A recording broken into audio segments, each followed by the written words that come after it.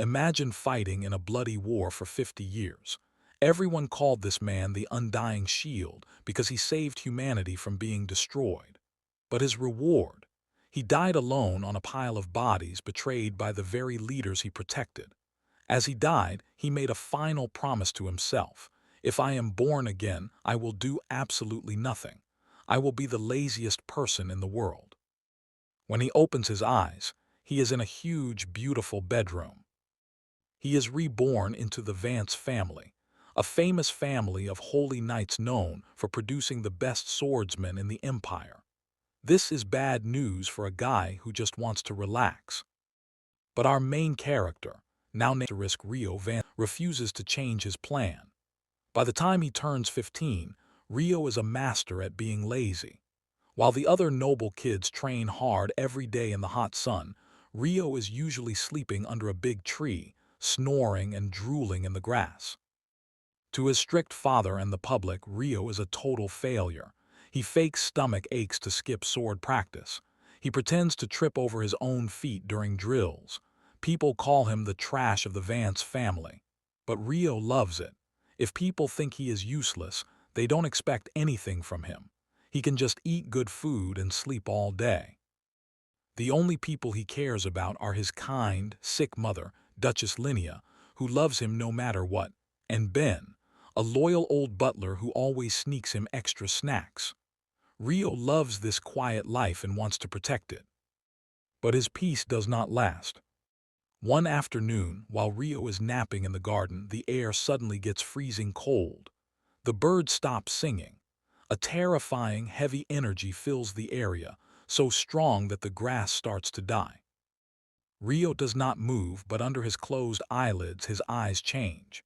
They become cold and sharp, the eyes of a warrior who killed monsters for 50 years. He senses someone very dangerous. Heavy footsteps stop right in front of him. A shadow covers the sun. Rio slowly opens one eye. Standing over him is a young man in shiny white armor with a golden sword. He has a perfect, beautiful smile, but his eyes are dead and cruel, looking down at Rio like a disgusting bug. The perfect golden child of the Empire and Rio's evil stepbrother has just come home. Julian Vance stood in the isolated garden, completely dropping his friendly public act. His handsome face twisted into a disgusted sneer. Without saying a word, he lifted his heavy metal boot and drove it directly down onto Rio's right hand, which was resting on the grass. Julian pressed his full weight down, grinding the sharp metal armor against Rio's fingers. Any normal 15-year-old kid would have screamed in agony, but Rio did not even flinch. His face remained completely blank, and he did not make a single sound. In his past life as the Undying Shield, Rio had survived being burned by dragon fire and stabbed by demon lords. To him, the weight of a teenager's boot felt like nothing more than a minor annoyance. Seeing that Rio was not reacting, Julian leaned in closer, his voice dropping to a harsh, toxic whisper. "Look at you," Julian spat, his eyes full of pure hatred. "A lazy, pathetic piece of trash. You drag our family name through the dirt while I sweat blood on the battlefield. You do not deserve to eat the food this family provides. You do not even deserve to breathe the same air as me." Rio slowly opened his eyes all the way. For a split second, a terrifying, dark shadow passed through his pupils, the aura of a legendary warrior who had slaughtered thousands of monsters. If Rio wanted to, he could have snapped Julian's leg like a dry twig in less than a second. He could have ended this arrogant prodigy right here and now. But Rio stopped himself. He reminded himself of his ultimate goal, absolute peace. If he revealed his true power, his lazy life would be completely over. The Duke would force him to join the military, the Emperor would use him as a political weapon, and he would never get to nap under a tree again. So Rio changed his expression. He made his eyes look wide, dull, and completely clueless. He let out a loud, fake yawn, dragging his hand out from under Julian's boot as if he barely noticed the pressure. "Oh, big brother, you are back," Rio said in a sleepy, unbothered voice, scratching his stomach. "You are stepping on my spot. The sun is really nice right here. Can you move?" Julian stared at him, utterly furious. He was trying to terrify Rio, to make him beg for mercy. But Rio's total lack of care made Julian feel completely ignored. Julian clenched his fists so hard his knuckles turned white. But before he could do anything else, heavy footsteps echoed from the mansion pathway. The Duke had arrived. In less than a blink of an eye, the cruel sneer vanished from Julian's face. It was instantly replaced by a warm, gentle, and deeply concerned smile. He stepped back and held out a hand to help Rio up, acting like a perfect, loving older brother. The Duke walked into the garden. He was a giant man with stone-cold eyes, dressed in official black robes. He looked down at Rio with deep disappointment, then turned to Julian with immense pride. "Julian, my proud son," the Duke said, his voice booming through the garden. "You have returned from the Holy War with great honors. The Emperor himself praised your sword skills." Julian bowed politely. "Thank you, Father. I only wish to bring glory to the Vance family, but I am deeply worried about Rio. I found him sleeping here again. The servants say he has not picked up a sword in weeks." The Duke's face darkened instantly. He glared at Rio, his voice filled with disgust. "You useless parasite. While your brother risks his life for the Empire, you waste away like a pig in the mud. You are a disgrace to the bloodline of holy knights.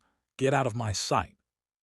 Rio just stood there looking down at his feet, acting completely submissive and dumb. Inside, he was just counting the seconds until he could leave. He did not care about the Duke's approval, and he did not care about the family glory. He quietly walked away, returning to his room to rest. That evening, a massive welcome-back dinner was held in the grand dining hall. The long table was filled with expensive exotic meats, fine wines, and silver platters. The Duke sat at the head of the table, with Julian at his right side looking flawless. Sitting across from them was Rio, and next to Rio was his mother, Duchess Linnea. She looked incredibly pale and thin, wrapping a thick wool shawl around her shoulders despite the warm room. In the middle of the dinner, she let out a weak, painful cough into a white handkerchief. When she pulled it away, there were faint spots of blood on the cloth. Seeing her cough, Rio's careless, lazy attitude instantly vanished. His posture straightened and he reached over, gently rubbing his mother's back. His eyes showed genuine warmth and deep concern. Duchess Linnea looked at her son and forced a sweet, loving smile. "I am okay, my dear Rio. Do not worry about me." Across the table, Julian was silently watching this entire interaction. He noticed how Rio, who usually did not care about being insulted, stepped on, or called trash, became incredibly attentive and protective when it came to his mother. A dark, twisted realization formed in Julian's mind. He realized that Rio's lazy armor had a single crack. This fragile, sick woman was Rio's weak spot. Julian clinks his silver fork against his wine glass, gathering everyone's attention. He smiled warmly at the Duke. "Father, since the frontlines are stable now, the Emperor has granted me a long leave. I will be staying at the estate permanently to manage the family affairs and oversee the training of our guards." The Duke columns a deep laugh, nodding happily. "Excellent, the estate is in good hands." Julian then turned his gaze directly onto Rio. His smile grew wider, but his dead, cruel eyes locked onto Rio's face with a predatory stare. "And since I am staying," Julian said, his voice dripping with fake kindness, "I will personally take charge of Rio's daily routine. I will make sure our dear little brother finally learns what it means to be a true member of the Vance family. Starting tomorrow morning, Rio, you will be under my direct supervision. No more skipping, no more hiding, and no more naps. I will fix you myself." Duchess Linnea looked worried, wanting to speak up to protect her son, but the Duke slammed his hand on the table, finalizing the decision. Rio sat silently, tightly holding his silver spoon. He looked across the table, meeting Julian's eyes. Julian slightly tilted his head, his lips silently forming the words, "Your paradise is over." Rio realized that simply playing the lazy fool might no longer be enough to keep his peaceful life alive. The snake was now inside his sanctuary, and it was reaching for the only person Rio cared about protecting.